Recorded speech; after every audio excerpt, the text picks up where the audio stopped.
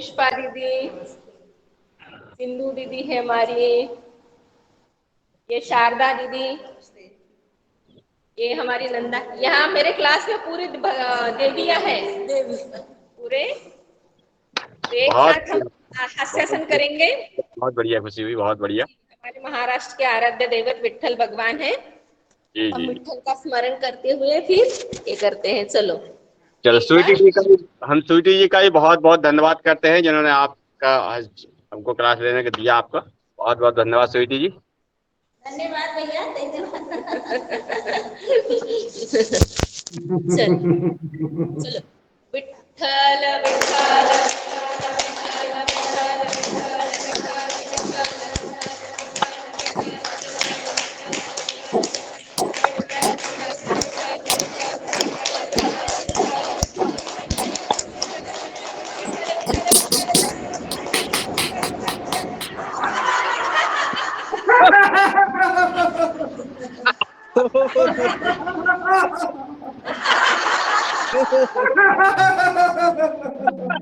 मेरे साथ शेरनी का आवाज निकालेंगे एक बार। शेरनी का आवाज निकालेंगे। हाँ, एक साथ सब।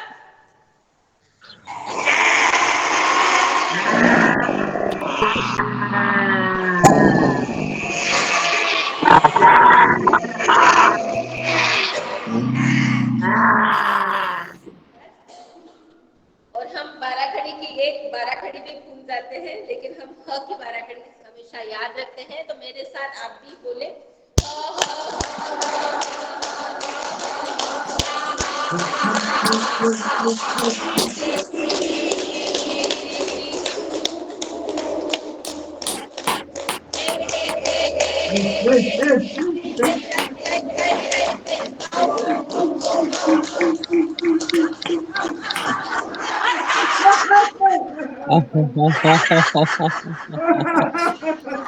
जोर से, मस्ती से,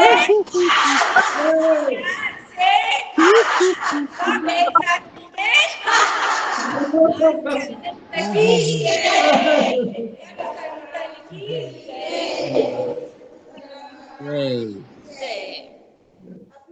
बहुत बढ़िया, बहुत बढ़िया, बहुत सुंदर। आप सविता बहन जी, बहुत ही अच्छी क्लास, बहुत ही सुंदर। जी आज बहुत कुछ सीखने को मिला। आपने आज बहुत ही सूक्ष्म व्यायाम बढ़िया मंत्रों के साथ करवाए, बहुत ही अच्छा लगा। धन्यवाद भैया, धन्यवाद। जी धन्यवाद जी। भैया।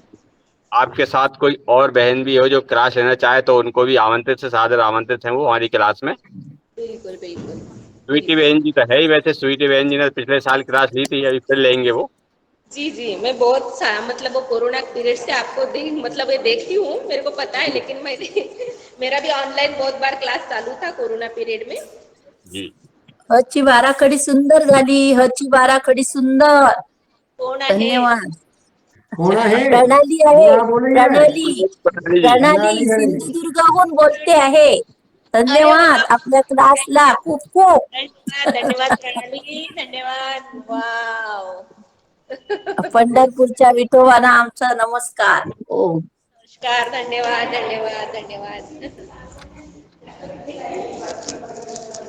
जी भैया। जी जी जी, बहुत बहुत धन्यवाद। इस प्रकार ये अब आगे का हम सत्य प्रारंभ करते हैं, आप जुड़े रहिए। तो जी आदरणीय दिनेश भाई साहब को मैं आमंत्रित करता हूँ कि वो आए और आगे का सत्य प्रारंभ करें। अभी वो पहाड़ों में है। आ चुके हैं, बहुत पहले आ चुके जी हैं पहाड़। आद आदरणीय आदरणीय भाई साहब, मुकेश भाई साहब, बहुत बहुत धन्यवाद। और बहुत ही सुंदर कक्षा आदरणीय दीदी जी ने दी। और ये जो बाराखड़ी है, ये आप हमें सिखाते रहिएगा। हम जी भूल जी गए हैं इसको। तो ये बाराखड़ी हमें आएगी आपके साथ साथ में। जी जी बड़ा अच्छा। और जो हास्यासन भी है, ये भी अलग स्टाइल में था। और जी। बाराखड़ी के साथ साथ जी धन्यवाद हमें भैया, निरोग की काया प्राप्त करने आप के लिए सभी लोगों ने आप किया, वही मुझे बहुत अच्छा लगा। यहाँ पे कैसे जी कितने दीदी जुड़े थे बहुत मेरे को बहुत दिख नहीं रहा था, मैं अपने इसमें थी। अच्छा अच्छा, या दीदी आप बहन जी अभी आदरणीय 25 हैं। जी हाँ जी जी, हमारी ये छाया दीदी अभी रिटायर्ड हुई हैं। हम बहुत नसीबवान दीदी है कि हमको हम तुम सब में हमको सविता दीदी प्राप्त हुई है, इसलिए हम सभी सुदृढ़ है। आदरणीय दीदी गवर्नमेंट की नर्स थे ये, गवर्नमेंट में। आदरणीय हमारी योग शिक्षिका दीदी, आपका नाम सविता है। आप जी साक्षात जी सूर्य हैं जी और आपकी सहेली छाया है तो वो प्रकाश हैं। तो जी आने वाले अगले समय में जी आप छाया दीदी भी हमें पाराखड़ी सिखाएंगी, योग की बिल्कुल। पाराखड़ी।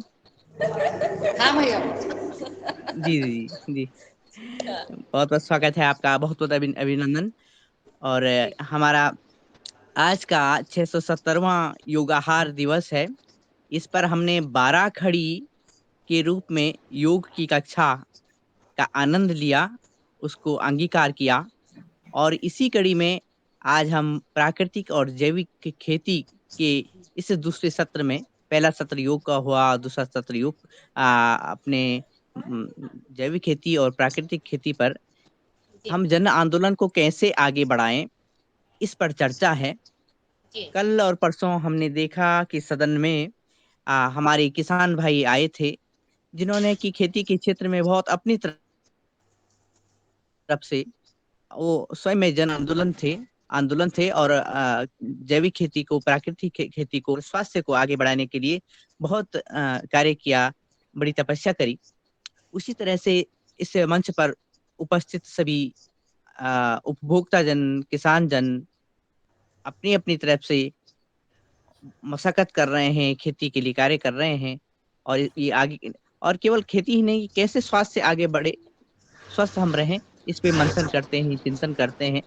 इसी दिशा में हम आज की बात आगे बढ़ाएंगे। और इस बात के लिए मैं आमंत्रित करता हूं आदर सहित अपने आदरणीय बड़ी भाई साहब श्री मुनीलाल जी को, कि आज की कक्षा को आगे बढ़ाने का मार्गदर्शन दीजिएगा। सविता सभी दीदी, बहनों को आप भी इसमें सम्मिलित रहे। सविता दीदी, ये कार्यक्रम बहुत अच्छा होता है। जी हम सब बहनों को इसको व्यापक रूप देकर हमारे योग वर्ग में ये बताना है कि आहार भी शुद्ध होना चाहिए। आहार जी पर ही हमारा आरोग्य डिपेंड है। सिर्फ योग करने से हम निरोगी नहीं हो सकते। हमारा जी आहार विष मुक्त होगा तब हमारा आरोग्य उत्तम होगा। इसलिए हम सब जो योग वर्ग लेते हैं बहनों, वो हमारे योग वर्ग में आहार के बारे में भी बोले, ये जरूरी है। तो जी आप भी कभी सुनने का ये प्रयास करो। ओम ओम। ओम ओम सभी ओम। बहनों को आदरणीय हमारी प्रणाली बहन जी और धन्यवाद दिनेश जी, और सभी बहनों को प्रणाम। मैं मुन्नीलाल यादव, प्रणाम जन प्रणाम। सेवा राज्य प्रभारी पतंजलि किसान सेवा समिति मध्य प्रदेश पूर्व से, दैनिक व्यवहार परिवार की सभी भाई बहनों को सादर प्रणाम। आज बहुत ही अच्छा लगा आदरणीय बहन सविता जी के साथ आप सबका दर्शन हुआ। आप सबका मन प्रसन्न, और परम पूज्य स्वामी जी, परम श्रद्धेय आचार्य जी का यही है कि हमारे सभी भाई बहन प्रसन्नता के साथ रहें। हमारा परिवार प्रसन्न रहेगा, हम प्रसन्न रहेंगे, हमारा देश समृद्ध और प्रसन्न रहेगा, सुखी रहेगा। इस भावना के साथ आगे बढ़ रहे हैं। आप सबका स्नेह इस योगाहार कार्यक्रम में आज प्राप्त हुआ, इसी तरह से मिलता रहे। आज हम 670 दिन बहन जी पूर्ण कर चुके हैं, और ये कोरोना काल से ही योग क्लास चल रही है। ये योग क्लास चलते चलते इसमें आहार की भी हम चर्चा करते हैं, क्योंकि जैसा कि अभी बहन जी ने बताया, प्रणाली जी ने, कि योग करने से हमारे कई, आपने भी सुना होगा, कई भाई बहन जो योग करते थे, योग शिक्षक थे, लेकिन कहीं कहीं उनको कैंसर हो गया, कहीं हार्ट अटैक आ गया।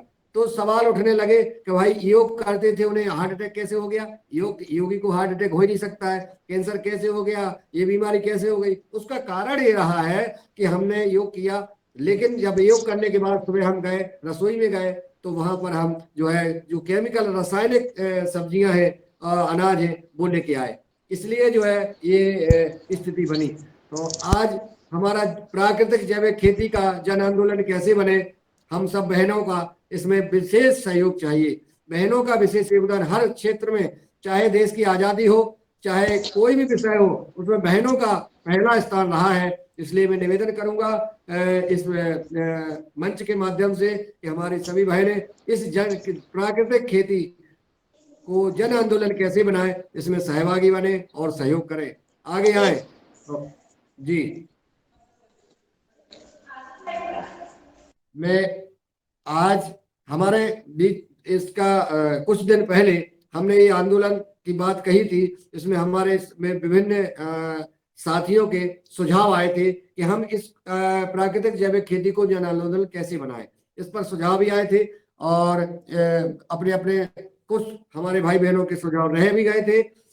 मैं आज चाहूंगा कि हमारे आदरणीय पवन कुमार जी जो पतंजलि योगपीठ से सदन में उपस्थित हैं, मैं चाहूंगा कि उनका मार्गदर्शन मिले और वो हम सबको दिशा दे, फिर हम सब इस पर चर्चा करते हैं। आदरणीय पवन कुमार जी सादर आमंत्रित हैं। जी, आज सदन के सभी साथियों को बहुत बहुत शुभकामनाएं, बधाई 670वें दिन पर पहुंचने के लिए। और निरंतर हम इस कार्य में आगे बढ़ रहे हैं और मुझे लगता है कि हमें समय समय पर अपने कार्यों को जो भी हम कर रहे हैं उसको पुनरावृत्ति करने की जरूरत है, उसका रिवीजन करने की जरूरत है। और जो भी हम कार्य करते हैं, जब भी कोई हम पढ़ाई करते हैं तो हमें अपने नोट्स उठाने की जरूरत पड़ती है, उसको रिवाइज करना पड़ता है, ये देखना पड़ता है कि पहले हमने जो सीखा था या पहले हमने जो पढ़ा था उसको हमें याद है कि नहीं है। उसके लिए प्रैक्टिस करने की जरूरत पड़ती है और हमारी योग के माध्यम से तो रोज प्रैक्टिस हो ही रही है और रोज हम नई चीजें भी सीख रहे हैं। तो हमें एक तो सर्वप्रथम अपनी प्रैक्टिस को बनाए रखना है, रिवीजन करते रहना है, क्योंकि कल हमारे मुख्य अतिथि ने बताया था कि हमारे दिमाग में, हमारे विचारों में, हमारे सोचने में और हमारे जो हमें बताया गया उसमें कई सारे जाले पड़े हुए हैं, उन जालों को धीरे धीरे निकालना है। कल उन्होंने बताया था कि मोटे अनाज के माध्यम से हम ये जाले कैसे साफ होते हैं, वैज्ञानिक आधार पर, केवल वैचारिक सैद्धांतिक रूप से ही नहीं बल्कि वैज्ञानिकता के आधार पर ये जाले कैसे हमारे दूर होंगे। कल उन्होंने बहुत अच्छी तरीके से, बहुत ही सुंदर अपना बात रखी थी। इसी प्रकार से अब हम शुरुआत पहले से करते हैं। जो हमने योग करना शुरू किया था कोरोना काल में, तो उसमें यह बात आई थी कि हम योग तो कर रहे हैं, लेकिन अगर हम आहार अच्छा नहीं करेंगे तो ऐसी ही स्थिति होगी कि हम 2 कदम आगे बढ़े, लेकिन आहार सही नहीं होने की वजह से या आहार में विष होने की वजह से हम 3 कदम पीछे चले गए, तो हम अपने लक्ष्य की तरफ कैसे पहुंच पाएंगे। 2 कदम आगे बढ़ रहे हैं, 3 कदम पीछे पड़ रहे हैं, दिशा भी मालूम नहीं है कि वो दिशा किस तरफ जा रही।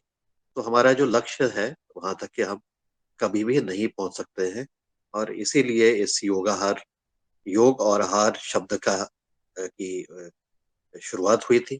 और जब शुरुआत हुई थी तो हम सब ने मिल करके इसमें अपना अपना योगदान दिया कि हम योग और आहार को साथ लेते हुए ही हम सर्वांगीण रूप से, एक समग्र रूप से हम अपने स्वास्थ्य को, हम अपने पर्यावरण को, अपनी खेती को, हम अपने स्वास्थ्य को और भी जो चीजें हैं उनको हम सही रूप में हम इसको कर सकते हैं, पा सकते हैं।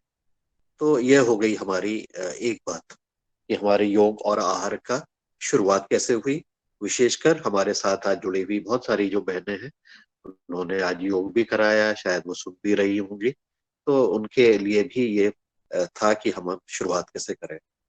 दूसरी बात जो महत्वपूर्ण थी वो यह है कि क्योंकि हमारा खाना बनाने की जो जिम्मेदारी है वो हमारे घर की माता बहनें ज्यादातर उसमें योगदान करती है।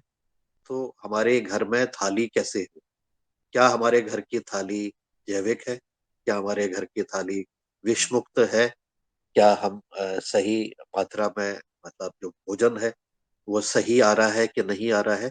इस विषय पर भी बातचीत हुई कि हमारी थाली में जो भोजन आ रहा है वो क्या हम गारंटी के साथ कह सकते हैं कि उसमें कुछ विष नहीं मिला है, या वो सही भोजन है जो हमारे स्वास्थ्य के लिए भी लाभकारी होगा।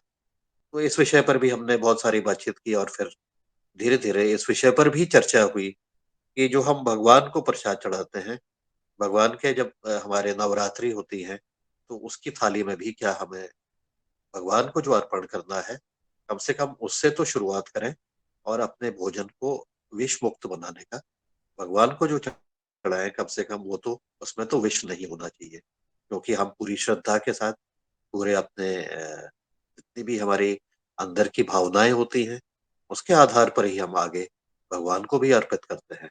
तो वो अर्पण भी हमारा पूर्ण रूप से बिल्कुल सात्विक हम बात करते हैं, तो उसके लिए भी हमने चर्चा की।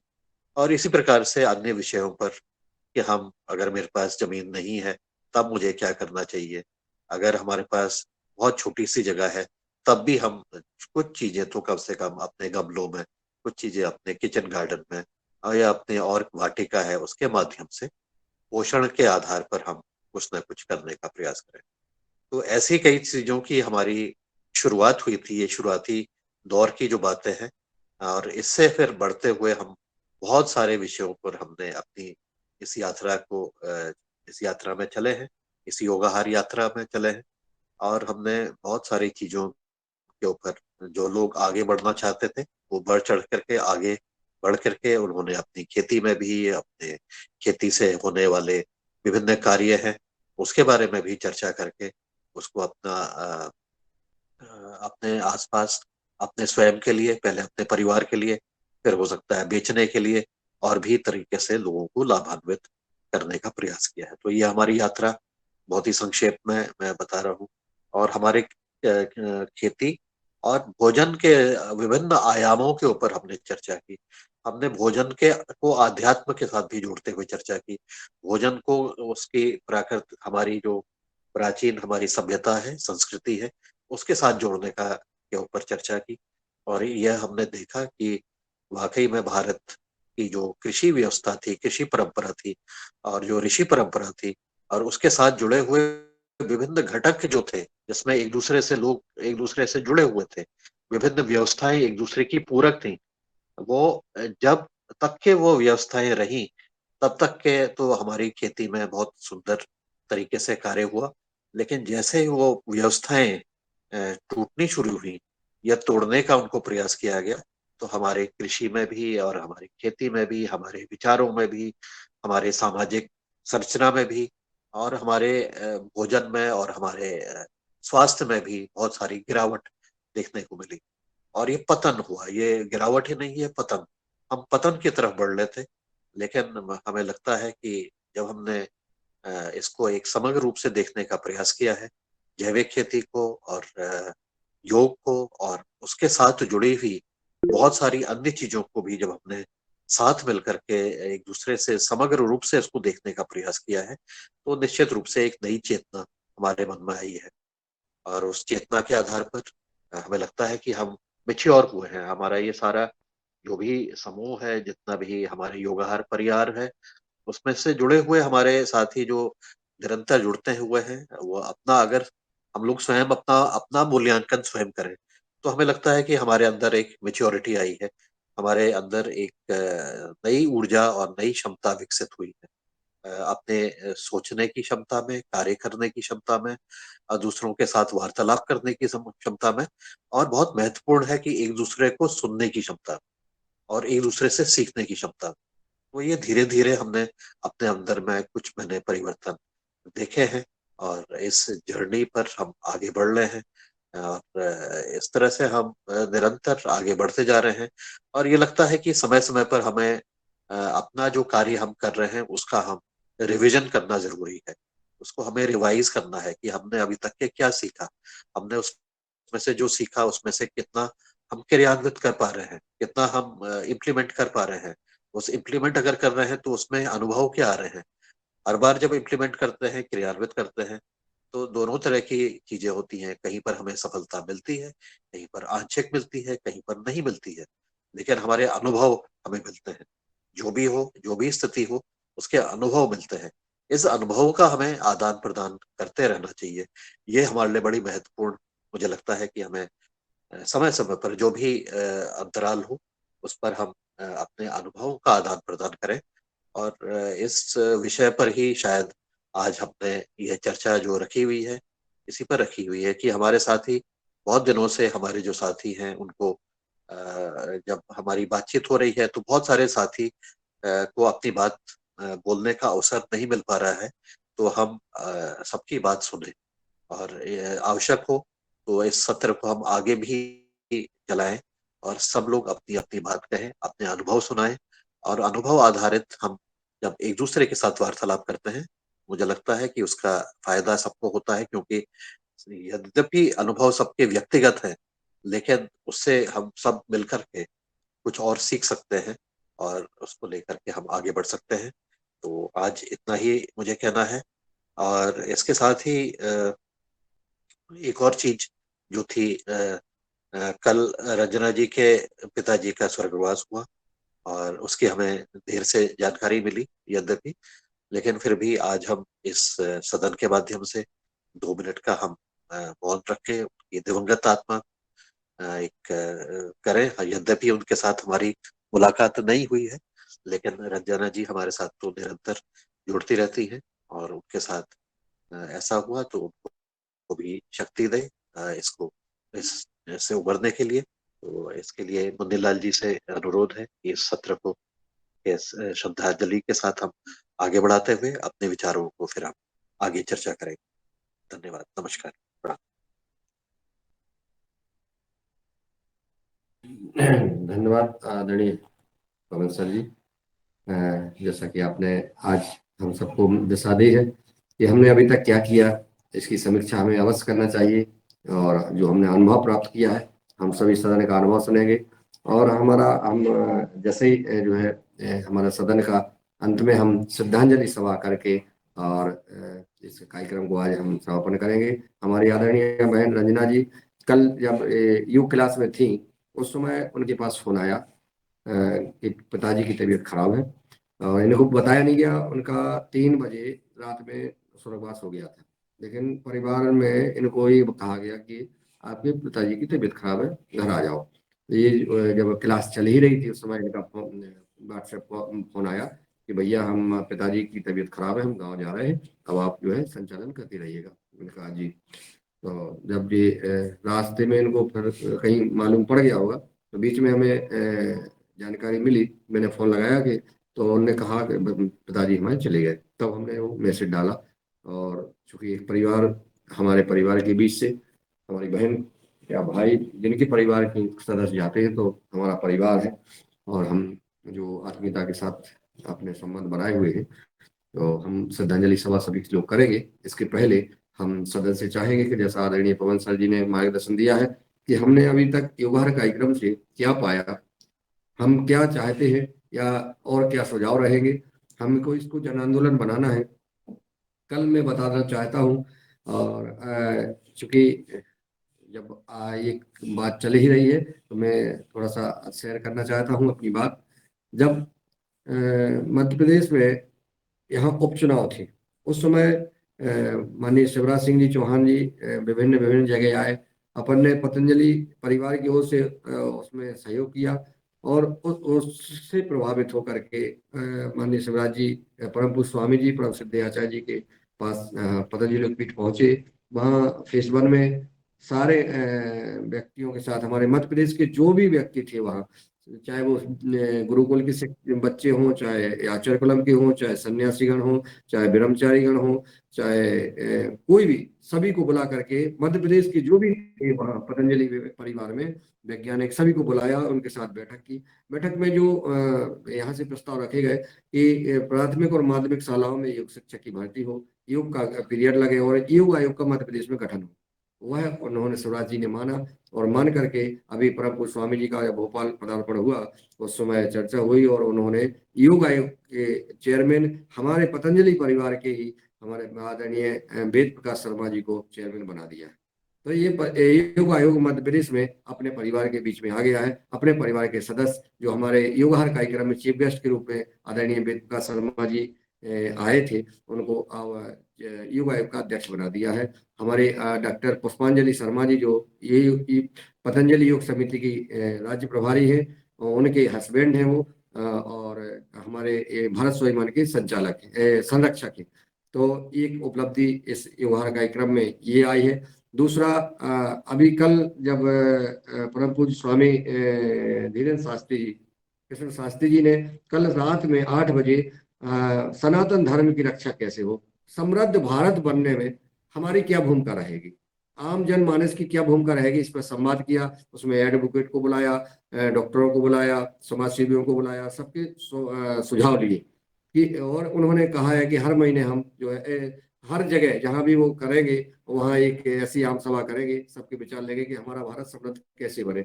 वही बात आई, भारतीय शिक्षा पद्धति की बात आई, योग की बात आई, प्राणायाम की बात आई, और जो बात जो हम करने जा रहे हैं वही व्यक्तियों के सुझाव है जो हम आप कर रहे हैं। इसलिए सदन से हमारा ये निवेदन है कि हम जो आपको मालूम नहीं पड़ रहा है, हम आप जो कर्म कर रहे हैं इस योगार कार्यक्रम के माध्यम से, वो बहुत ही पुण्य का काम कर रहे हैं। इसलिए हम सबको इस कार्यक्रम को अपने अनुष्ठान के रूप में लेकर के, संकल्प के रूप में लेकर के और करते रहना है। सहयोग जो हम कर रहे हैं, सहभागी हम बन रहे हैं, ये बहुत ही महत्वपूर्ण कार्य है। जैसा आदरणीय पवन जी ने बताया, तो आप सबसे निवेदन करता हूं कि आप लोग सब अपना अपना अनुभव जरूर शेयर करें। या तो अगर किसी को अपना सुझाव देना है तो हैंड रेज करके हो सकता है, या मैं एक एक करके ऊपर से आमंत्रित करता हूं कि आप लोग आए और अपनी बात रखें। मैं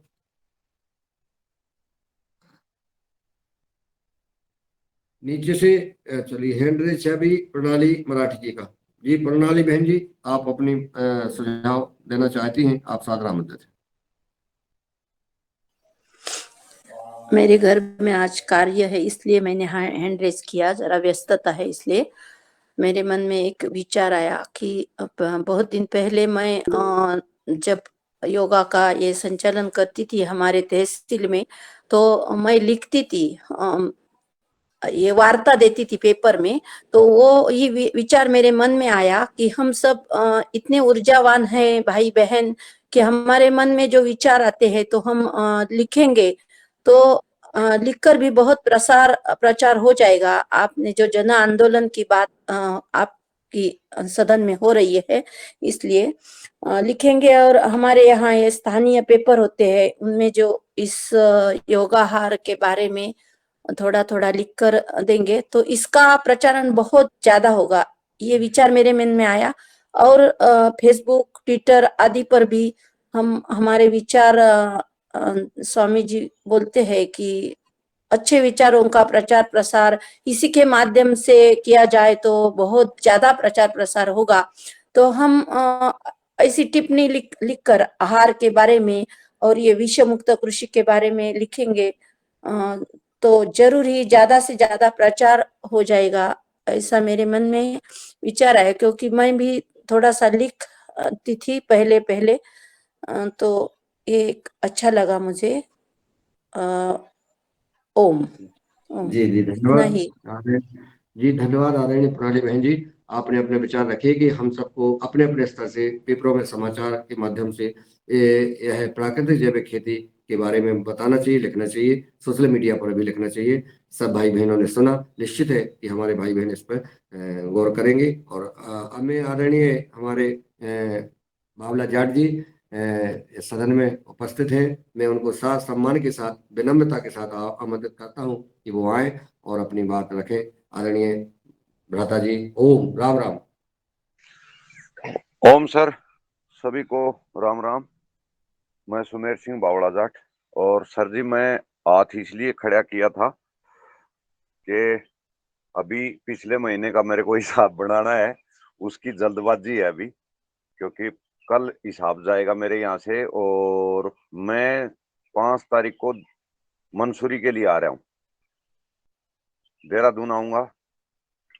6 को देहरादून आऊंगा, देहरादून से रेड्डी सर के साथ मंसूरी आऊंगा। सर, कोई भी साथी अगर मिलना चाहे तो मंसूरी कोई इंस्टीट्यूट है जिसमें IAS IPS अधिकारी बन के निकलते हैं, वहाँ रेड्डी सर को बुलाया गया है, जो कि मिट्टी के ऊपर काम कर रहे हैं। चिंतलाल वेंकटेश रेड्डी, आप सभी जानते हैं, उनके नाम से वाकिफ हैं। तो जैविक खेती के बारे में ही हम उनसे मिलने के लिए वहाँ आ रहे हैं। कोई भी साथी अगर मिलना चाहेगा तो आ सकता है। तो हम मिल लेंगे। मैं देहरादून पहुंचूंगा 6 तारीख को।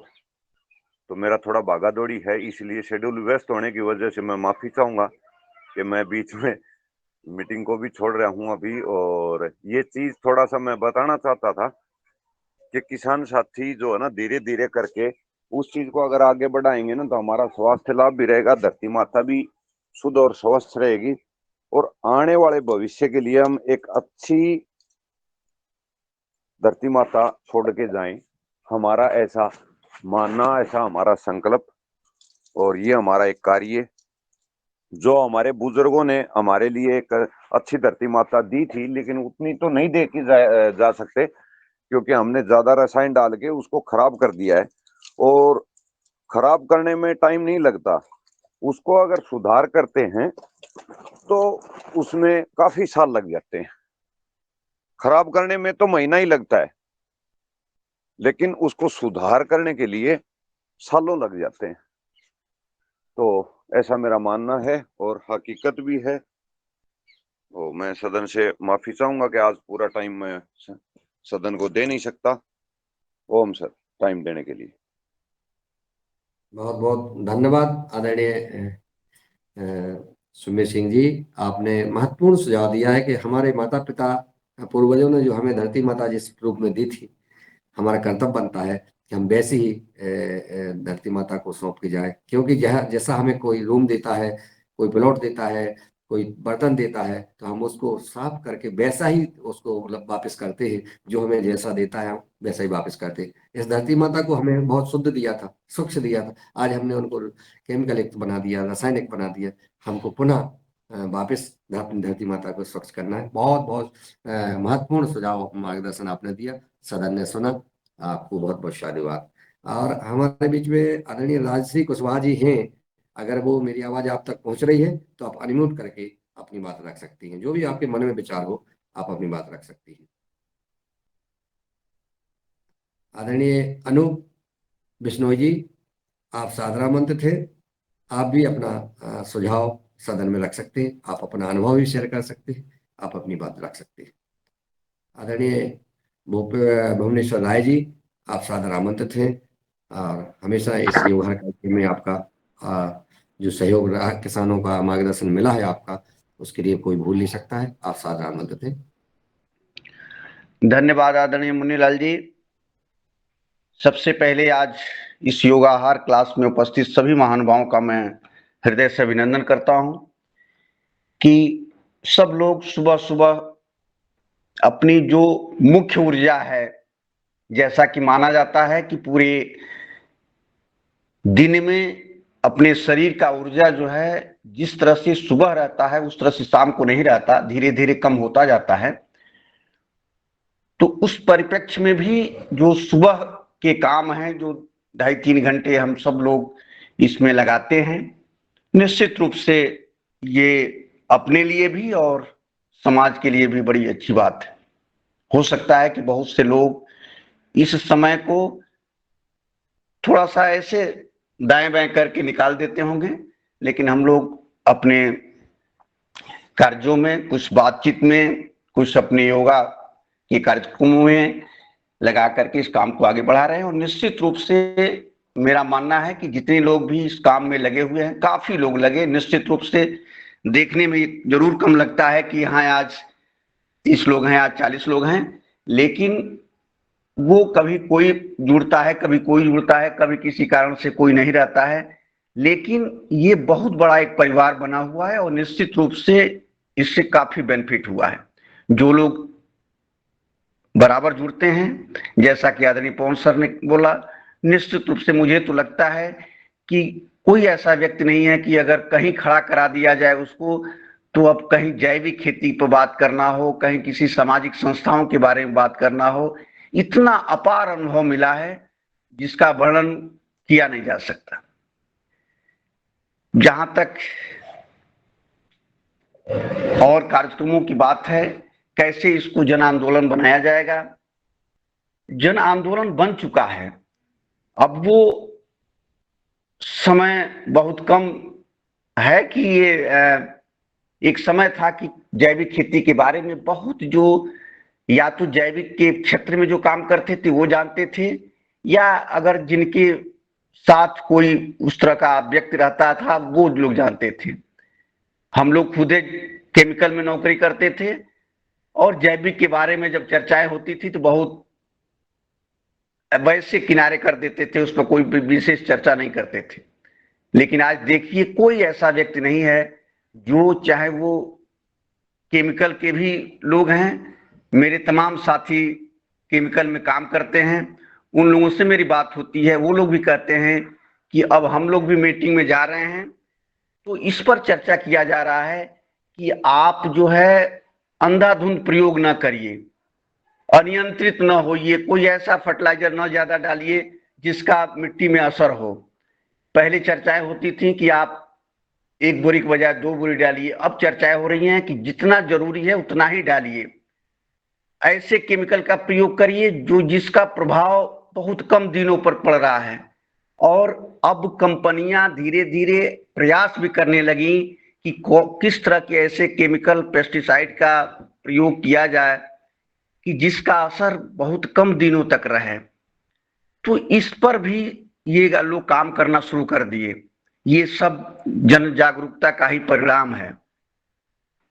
तो इसमें भी काफी कुछ वो आया है, जैसा कि इसमें भी है, जैविक खेती में भी, प्राकृतिक खेती में। देखिए हम लोग बात करते थे कि पूरे समाज में कम से कम, जैसा कि हम लोग खुद गांव में जाते हैं और देखते भी हैं, ये मानकर चलिए कि 10 से 5% ही लोग पशु रखे हैं। कुछ तो ऐसे क्षेत्र हैं कि आप गांव में घूम आइए तो वहां पे कोई पशु नहीं रहते। सारे लोग सुबह जो है अपनी अपनी बर्तन ले लेकर के दूसरे गांव में जाते हैं या दूध के लिए जो है पैकेट के उसमें जाते हैं। तो ऐसे, लेकिन सब लोग खेती करते हैं, तो ऐसे लोगों के लिए क्या व्यवस्था है? अगर वो लोग भी जैविक खेती करना चाहें तो उसके लिए क्या व्यवस्था है? उसके लिए भी देखिए धीरे धीरे तमाम रिसर्च लोग किए। और जैसा कि एक दिन इसी जो हम लोगों का योगाहार क्लास था, जो पाकिस्तान से हमारे एक सज्जन जुड़े हुए थे जिन्होंने पीक्यूएन के मेथड पर भी चर्चा किया, तो उसमें भी उनका ये मानना था कि हम बिना पशु रखे एक बार कुछ अपनी प्रक्रिया को अपनाते हुए, कुछ खरीद करके डालते हुए, और उसको उस मेथड से हम आगे बढ़ा सकते हैं। तो अब गवर्नमेंट भी ये कह रही है कि नहीं, हम अब इस तरह की व्यवस्था करें, इस तरह की फैक्ट्रियों का इजाद करें जो बायो फर्टिलाइजर बना करके, ऐसे बायो फर्टिलाइजर बना करके दें जो किसान बना बनाया फर्टिलाइजर डाल दे और खेती कर ले। तो कहने का मतलब कि हर तरह से काम चल रहा है। जब हर तरह से काम चलेगा तभी हम सफलता पा पाएंगे। केवल ये कहना कि नहीं हम गाय रखे ही, ठीक है, वो गाय तो सब लोग रखेंगे, लेकिन हो सकता है कि किसी कारण बस कोई न रख पाए, लेकिन उसको भी खाना है, उसके पास भी खेती है, उसके पास भी गमले हैं, उसके पास भी कोई व्यवस्था है, तो वो कैसे कर पाए? तो सबके लिए एक प्रयास हो रहा है कि किस तरह से सब लोग इसमें जुड़े और आगे बढ़ें। जैसा कि आप देखते हैं इसमें विनय सर जुड़ते हैं। विनय सर बात कहीं और होता है, लेकिन जब वो आते हैं तो तुरंत अपनी बात को वहीं पे फोकस करते हैं जो उनका सब्जेक्ट है। मैंने कहने का मतलब कि हर आदमी की व्यथा देखिए कि कितनी व्यथा है कि नहीं, हम किसी तरह से इस काम को, जो हमारा केमिकल पेस्टिसाइड जो डायरेक्ट हमारे भोजन में आ रहा है, उसको पहले कम कर लें। सब्जी के माध्यम से सबसे ज्यादा आ रहा है, तो सब्जी के माध्यम से सब्जी में कैसे कंट्रोल करके इसको कम कर लें, कीटनाशक का प्रयोग न करते हुए जल्दी से जल्दी हम क्यों कैसे कंट्रोल कर लें। गेहूं धान में तो खैर जो मुख्य रूप से जो ये और क्षेत्र है उसमें तो बहुत कम लोग डालते हैं। केवल पंजाब ही एक ऐसा प्रदेश है, पंजाब और कुछ हरियाणा के क्षेत्र, जिसमें गेहूं और धान में काफी मात्रा में पेस्टिसाइड डाली जाती है। नहीं तो हमने ज्यादातर देखा है कि अब वो काफी कंट्रोल है। तो ये सारी चीजें हो रही हैं और जन आंदोलन बिल्कुल हो चुका है। हर लोग, जैसा कि आदरणीय पवन सर एक बात और कहते हैं कि टोका टोकी करना भी बड़ा जरूरी है। अगर आप कहीं गए, कहीं खरीद रहे हैं, तो वहां कोई सब्जी खरीद रहे हैं, 10 लोग हैं, वहां पे चर्चा कर लीजिए कि कहाँ से ला रहे हैं, कैसे ला रहे हैं, इसमें क्या पड़ा हुआ है, वो भी आदमी समझेगा कि कैसे कैसे है। हम लोग यहाँ चक्की पर आटा पिसाते हैं, वहां पर हम जाते हैं तो जब तक मैं आटा पिसाता रहता हूं तब तक उससे बातचीत करता रहता हूं, और वो उसका नतीजा ये हुआ कि काफी लोग वहां से आटा खरीदने, जो अच्छे अच्छे ब्रांड के आटा खरीदते थे, अब उस चक्की से आटा खरीदने लगे। और वो व्यक्ति जो है आपके राजस्थान से वैरायटियां, कुछ अच्छी वैरायटियां मंगाने लगा, और पैकेट में 20-20 किलो के पैकेट में उसकी ट्रकें आती हैं, और दिन भर उसको पिसाई करके और बेचता रहता है। कहने का मतलब कि अब धीरे धीरे जागरूकता बढ़ रही है और वो सब लोग आगे बढ़ रहे हैं। सब लोगों को जरूरत है खाना की, अच्छा खाना मिले, और उसके बारे में प्रयास भी हो रहा है। काफी लोग अपना जो शहर में हैं वो भी गमले के माध्यम से, तमाम आप देख रहे हैं कि पोषण वाटिका की संस्थाएं चल रही हैं, हर लोग जो है उस पर बात कर रहे हैं कि उसमें किसी प्रकार का जहर न डालिए और जो है अपना खाना उसको करिए। तो कुल मिलाकर के जागरूकता हो रहा है, और सब लोग अपने अपने माध्यम से जितना भी संभव हो सके जागरूक रहें, सब लोगों से चर्चा करते रहें, और जब चर्चा आप करते रहेंगे तो काम आगे बढ़ता रहेगा। अब इसी के साथ मैं अपनी वाणी को विराम दूंगा। बहुत बहुत धन्यवाद। बहुत बहुत धन्यवाद आदरणीय भुवनेश्वर राय जी। और आपने जो कहा है कि निश्चित है बदलाव आ रहा है, चाहे वो चक्की वाला हो, चाहे, और जब दिन हम सब्जी की मार्केट में, चाय की दुकान पे, नाश्ते की दुकान पे, मॉल में, कहीं भी हम जाएं, और अगर हम आप चर्चा शुरू कर देते हैं तो ये अभियान जन आंदोलन बन गया है। यह बात सत्य है। और हम सब युगहर परिवार के सदस्य जहां भी जाते हैं वहां जन चर्चा करते हैं। हमारे भाई बहन जहाँ योग कराने जाते हैं, योग शिक्षक के रूप में क्लास ले रहे हैं, वहां भी आहार की अब चर्चा होने लगी है। यह कार्यक्रम जन आंदोलन बना है, और इस कार्यक्रम को परम पूज्य स्वामी जी, परम सिद्ध आचार्य जी का आशीर्वाद प्राप्त है। और परम सिद्ध आचार्य जी ने इटारसी में संबोधन किया ही था, आशीर्वाद हम सबको दिया ही था। बीच में हमारे आदरणीय पवन सर जी ने, जैसा कि अभी प्रस्ताव आ रहे थे, तो हमें लगता है कि हम जब 200 वर्ष का उत्सव मनाएंगे तो उस दिन के बाद ये देश भर में एक कार्यक्रम लगातार अपना प्रभाव और दिखा देगा, क्योंकि चाहे वो पेपर के माध्यम से, सोशल मीडिया के माध्यम से, और जब परम पूज्य स्वामी जी और परम सिद्ध आचार्य जी का आशीर्वाद जब मिलता है, और ये कार्यक्रम, जब कोई भी कार्यक्रम, जैसे अभी 2-3 दिन से लगातार पतंजलि पीठ में जो पौधों को लेकर के जो कार्यक्रम चल रहे हैं उसका पूरा विश्व देख रहा है और उससे प्रेरणा मिल रही है। तो ये कार्यक्रम महत्वपूर्ण है, और आप लोग इसी प्रकार का अपना मार्गदर्शन और अन्य भाई बहनों को जोड़ने का भी हम सब काम करें। मैं आदरणीय भूपेंद्र शास्त्री जी को सादर आमंत्रित करता हूं कि वो आए और अपना सुझाव, मार्गदर्शन, अपना अनुभव शेयर करने का कष्ट करें। मेरी आवाज शास्त्री जी तक जी पहुंच गई है। स्वागत है आप जी। आप बुलाएं और हम ना आए, ऐसा हो सकता नहीं। युगहर एक अनूठा मंच हो गया।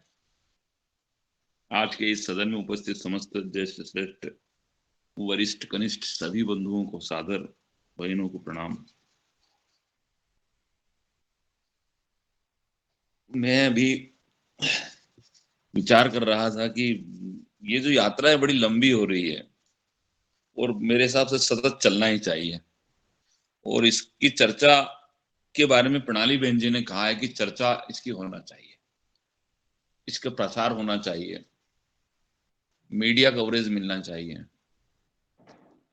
हमने भी अपनी इस गतिविधि को प्रतिदिन फेसबुक पर करना चाहिए। वार्ता के माध्यम से कोई भी विचार धीरे धीरे वो फैलता ही है और उसका प्रसार होता जाता है। जैविक, सेंद्रिय, प्राकृतिक और धरती माँ के संरक्षण की ये चर्चा है, और इसमें हमें निरंतर बहुत अनुभवी, नया करने वाले, ज्ञानवान, शोधक, अनुसंधान करने वाले लोगों का मार्गदर्शन सतत मिलता रहता है।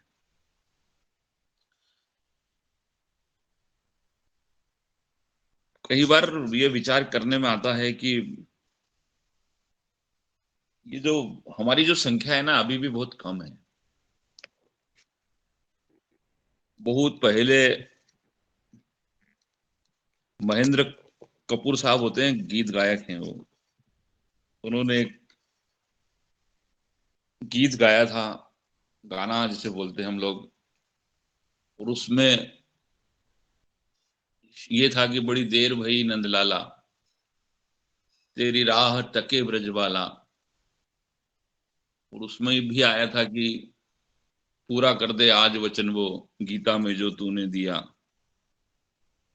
संकट में है आज ये धरती जिस पर तूने जन्म लिया, और पूरा कर दे आज वचन वो गीता में जो तूने दिया।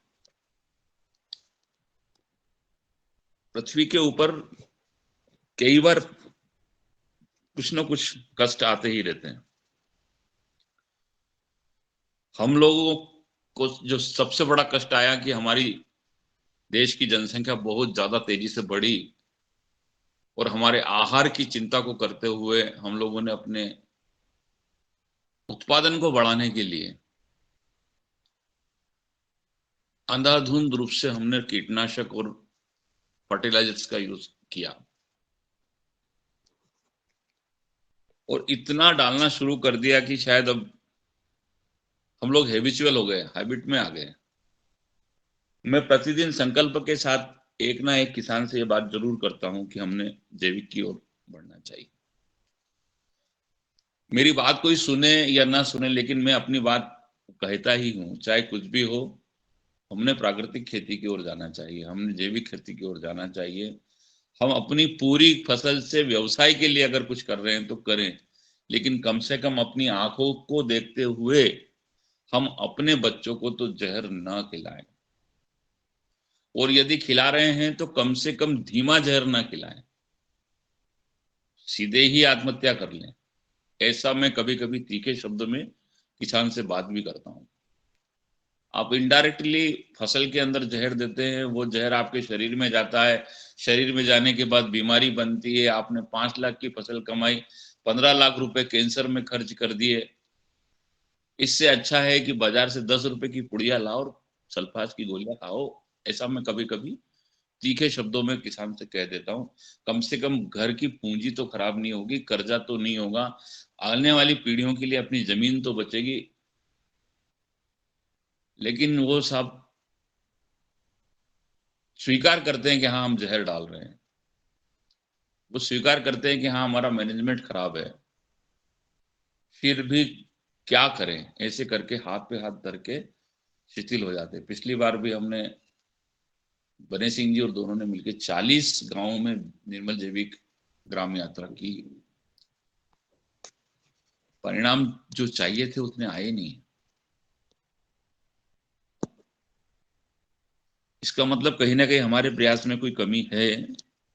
अभी भी हमने इस मंच के माध्यम से ये सीखते हुए कहीं हमारी कोई कमी है तो हम उसको और सुधारें, और ताकत के साथ हम अपनी बात को कहने का प्रयास करें। उसमें मुझे सबसे बड़ा जो आज एक विषय निकल के आया है कि हमने अपने इस अभियान को, योगाहार के कार्यक्रम को प्रसारित करना चाहिए, इसको मीडिया कवरेज देना चाहिए। ये मील का पत्थर साबित हो सकता है। हम रोज के योगाहार कार्यक्रम से आने वाली कुछ भी, जो भी उसमें से निकल के आता है, थोड़ा सा भी निकल के आता है, तो उसकी चर्चा हम अपने प्रिंट मीडिया से, इलेक्ट्रॉनिक मीडिया से, फेसबुक, ट्विटर पे प्रयास करना चालू करेंगे तो हो सकता है कि ये स्पंदन धीरे धीरे बढ़ जाएगा। धन्यवाद। धन्यवाद आदरणीय शास्त्री जी, आपका विभिन्न विषयों पर आपने जो अपना अनुभव और सुझाव दिया, मैं आपका बहुत बहुत साधुवाद। लास्ट के पॉइंट पे मैं बात करता हूँ क्योंकि समय कम है। मैं जो योगाहार कार्यक्रम का प्रचार प्रसार की आपने बात की है सोशल मीडिया की, मैंने सदन में कई बार कहा है, ये पूरा रिकॉर्डेड हो रहा है, जो हम बोल रहे हैं, आप बोल रहे हैं, ये सारी चीज PFSP YouTube चैनल पर रिकॉर्ड हो रहा है और यह रिकॉर्ड होकर के रोज हम दैनिक युवा कार्यक्रम में या फेसबुक पर या व्हाट्सएप ग्रुप पर डालते हैं। उसको देख करके सब्सक्राइब हमको करना है और इसको अपने अपने स्तर से शेयर करना है, विभिन्न ग्रुपों में भी डालना है। उस पर अपनी तरफ से लिखना है कि ये हमारा दैनिक युवा कार्यक्रम प्रतिदिन चलता है, इसमें हम योग और आहार की, जैविक खेती की, प्राकृतिक खेती का प्रशिक्षण चलता है, वैज्ञानिक हमें खेती करने का गुण सिखाते हैं। आप शेयर करें, इसको देखें और आप इस कार्यक्रम में जुड़े। यह अगर हमारे जो भाई बहन जो इस योगा कार्यक्रम में जुड़े हैं, अगर वो इतना करने लगे, हम देखते हैं कि सब्सक्राइब हमने किया तो पता पड़ा कि 1-2 लोग सब्सक्राइब कर रहे हैं, इस पर ध्यान नहीं दे रहे हैं। अगर ध्यान देना शुरू कर दे, संवाद, जब हमने योगा कार्यक्रम सभी लोग देखें, जो जिस ग्रुप में आप लोग जुड़े हैं उसमें जो भी डाला जाता है उस पर ध्यान दें। और उस पर अगर हमने आपका YouTube चैनल का अपना डाला है तो उस YouTube चैनल को सब्सक्राइब करें और अन्य साथियों को पहुंचाएं, तो ये कार्यक्रम बढ़ जाएगा। हम फेसबुक पर भी रोज डालते हैं, हमारे दिनेश जी सेमवाल भी लिख रहे हैं ग्रुप में, और हम फेसबुक पर अपने फोटो ये स्क्रीनशॉट डालते हैं और अपने योगा कार्यक्रम का दिन लिखते हैं कि आज हमने 670 दिन पूरे किए और टैग करके डालते हैं। उसको भी हम लाइक करें और शेयर करें, अपनी तरफ से भी लिखें। इस प्रकार की अगर पोस्ट डालने लगेंगी तो निश्चित है, जैसा आप कह रहे हैं कि इसका हो। और मैं तो कहता हूँ कि आज से अपन रोज इस योगा कार्यक्रम के बाद जो अपनी पोस्ट डालती है, कोई ग्रुप में डालता है, कोई यूट्यूब पर डालता है, कोई ट्विटर पर डालता है, आप लोग डालिए और इसको लाइक और शेयर और कमेंट करिए, तो ये कार्यक्रम आगे बढ़ेगा। इसको टैग हैशटैग करके दैनिक योगा कार्यक्रम जो हैशटैग है उस पर देख लीजिए, आप सारी पोस्टें मिल जाएंगी आपको। जब आप हैश लगा के लिखेंगे योगाहार कार्यक्रम या दैनिक योगाहार कार्यक्रम लिख देंगे, आपको सारी चीज पता पड़ जाएगी। और जब भी हम लिखें इसको हैश लगा के और जो है दैनिक योगाहार कार्यक्रम लिखना शुरू कर दे तो आप देख लेंगे। हमारे आदरणीय भूपेंद्र शास्त्री जी। जी भाई साहब, ये इसमें क्या है कि मैंने एक सिस्टम बनाया, आपका जो ये जो लिंक आ रही है ना, मैंने इसको सरप्राइज भी किया है। जिस दिन मुझे मालूम पड़ा उसी दिन मैंने इसको सरप्राइज किया, और मैंने ये संकल्प भी ले रखा कि मैं रोज किसी न किसी को ये लिंक खुद सामने बैठ के दिखाता भी हूँ। 2 जनों को, 1 जनों को जो भी मुझसे मिलने आएंगे, मैं पहले उनको बिठाऊंगा, चलो बैठो, हम देखो हम कैसी चर्चा करते हैं। ये हमारा मंच है, इसमें हम इस तरह से बात करते हैं, ऐसी हमारे शोध की बातें होती है। ये कैसी खेती के बारे में ऐसे चिंता कर रहे हैं, ऐसे योग के बारे में चिंता कर रहे हैं, ये योगार कार्यक्रम है, देखो इसको ऐसे करके मैं उनको दिखाता हूँ। अभी सरप्राइज करने के लिए प्रेशर नहीं कर रहा हूँ, लेकिन ये तय है कि देखो, हम कल मुन्नीलाल जी भाई साहब से इस तरह से बात कर रहे थे, ऐसे करके उनको दिखाता हूं। तो ये आप जब तक उसको प्रमोट नहीं करेंगे, कितना ही अच्छा माल हो, घर में रखा रह जाएगा साहब, बिना विज्ञापन के कुछ नहीं होगा। बिल्कुल, बहुत बहुत बहुत आपके पुरुषार्थ। आपने 40 गांव में, आपने 40 गांव में यात्राएं की, निर्मल जैविक अभियान यात्रा, आपके पुरुषार्थ बहुत महत्वपूर्ण है जी। आपका बहुत बहुत शादवाद, इसमें कोई शक नहीं है कि आप जो है उसका प्रचार प्रसार कर रहे हैं। इसका परिणाम आपको दिखेगा, मिलेगा, निश्चित मिलेगा, ऐसी उम्मीद और आशा और विश्वास के साथ आपको पुनः प्रणाम। और आदरणीय रमेश चंद मेहरा जी ने हैंड रेज किया है, मैं उनको सादर आमंत्रित करता हूँ। आदरणीय मेहरा जी आए और अपना सुझाव मार्गदर्शन देने का कष्ट करें। जी ओम, सदन को नमन। आज की योग कक्षा बहुत अच्छी रही, और आज जो आदरणीय हमारे पवन कुमार जी ने जो कहा है कि हम जो पीछे अपने पाठ को देखें कि हमने क्या पाया है और हम कहाँ से चले थे, कहाँ पहुंच गए हैं, तो योगाहार के माध्यम से हम लोगों ने बहुत कुछ पाया है। हम लोगों ने कल जब हम वापस लौट रहे थे, बनखेड़ी में जो प्राकृतिक किसान मेला हुआ था, उसमें बहुत सारे किसान आए थे, वहां पर भी हमने इस बात पे चर्चा की, लोगों से बात की। और जब लौट रहे थे तो लौटते में हम लोग जब अपने कार में थे तो जो बनेड़ा के पटेल साहब थे उनसे चर्चा हुई, तो उन्होंने जो हमने रामकृष्ण के यहाँ जो दाल बाटी का प्रोग्राम किया था वो उन्होंने फेसबुक पे देखा। ये बड़ी बात थी कि भाई लोगों के पास हमारी चर्चा तो पहुंच रही है, लोग उससे समझ भी रहे हैं। पर अभी जैसे मैंने उनको कल 4-5 लोगों को ये अपनी लिंक दी, पर वो जुड़ नहीं पाया किसी कारण से, ठीक है, परंतु उनके पास ये चर्चा है और वो अवगत है कि क्या कहाँ क्या हो रहा है। इसी तरह से जब हम वहाँ सैनी में पहुंचे तो सैनी में भी जो है हमारे मध्य प्रदेश से अपर सचिव जो है कृषि विभाग में, वो वहां पर पहुंचे थे। मेला के बाद वो वहां गए थे, वहां पर भी जो है उन लोगों ने उस सबको देखा और देख के बहुत प्रसन्न हुए। तो इस तरह से हमारे लोगों के द्वारा जो काम किया जा रहा है वो भी जो है लोगों के द्वारा सराहा गया है। जैसे यदि हम देखते हैं कि हमने पिछले दिनों क्या पाया, जैसे कल चर्चा हो रही थी, तो उसमें हमने देखा कि कल लगभग 10 तरह की चीजें हमें जो है बहुत मिली हुई है। जैसे आप शुरू करेंगे तो सबसे पहले हम CTBT यानी जो ताराचंद बेलजी जी हमारे मुख्य अतिथि बने थे, उनकी एक पद्धति है। CBR जो है जिस पे अभी बाबला जी जाट ने बात की है कि वो कल वहां 6 तारीख को पहुंच रहे हैं, वो एक पद्धति है। प्राकृतिक खेती पे हम चर्चा करते ही हैं। हमने अपने इसमें वैदिक खेती और बायोडायनेमिक खेती पर भी चर्चा की है कि किस तरह से हम कर सकते हैं। हमें महाराष्ट्र 10 ड्रम पद्धति पर भी चर्चा हुई है। महाराष्ट्र से ही हमको ट्राइकोडर्मा के संबंध में जानकारी मिली है, जिसको कि हम अपने नर्मदापुरम में अभी अप्लाई करने जा रहे हैं, 10 केंद्र उसके खोल रहे हैं।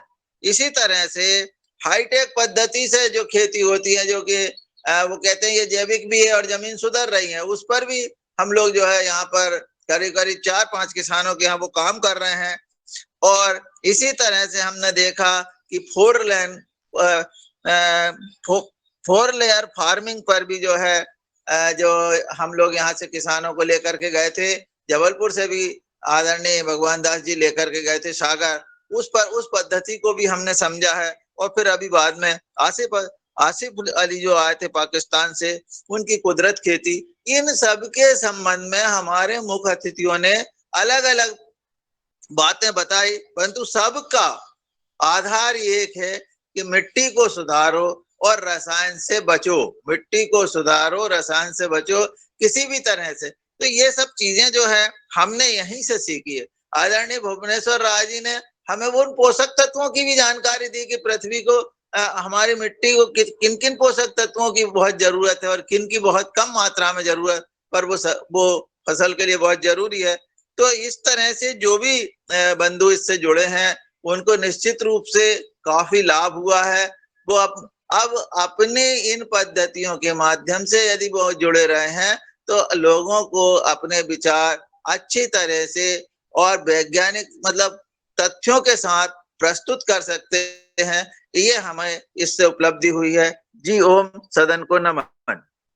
जी धन्यवाद आदरणीय रविशंकर मेहरा जी, आपका जो है पुरुषार्थ, आपकी लगन और आपका जो समन्वय होशंगाबाद जिले में ही नहीं, जहां भी किसानी प्रशिक्षण की बात आती है आप सबसे चर्चा करते हैं और विभिन्न राज्यों के किसानों से भी आप चर्चा करते हैं, और जो आपके साथ मिलते हैं उनसे हमेशा मैंने देखा है कि योगाहार कार्यक्रम की चर्चा करते हैं, कोई भी हो कहीं भी हो आप। धन्यवाद। यही जन आंदोलन है और ये रूप ले रहा है।